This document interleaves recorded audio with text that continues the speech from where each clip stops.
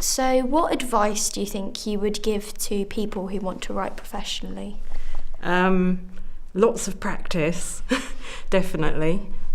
Studying is really helpful. I did a creative writing degree, and then I did a poetry MA at the University of East Anglia.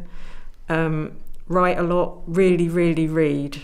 You can't be a poet if you don't read poetry, and read modern poetry as well as old poetry, and get critique, which is, where I go to a group where I show my poems to other poets, and then they say what's wrong with them, and that's really, really helpful. So what do you write about and why? I've just finished a book which is called Bird Sisters, and a lot of the poems in there are to do with the idea of sisters. Some of the poems are quite odd, like in some of the poems the sister is an owl. And there's one where she feeds me to her babies, so they're quite strange.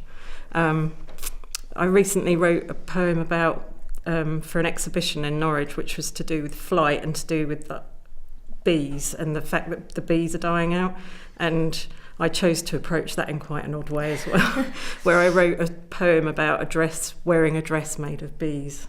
Bee dress. Give me a dress made of honeybees that I will wear in humming praise of summer, that shimmers its blacks and yellows across my body in waves, each curve of bee a buzzing bead that catches the sun's rays as I move. Let the whole street see my waggle dance as my bee dress swarms and sings, lifts me clear above the pavement, away from the hive of tongues, leaving behind me a fine yellow dust, a faint whiff of honey.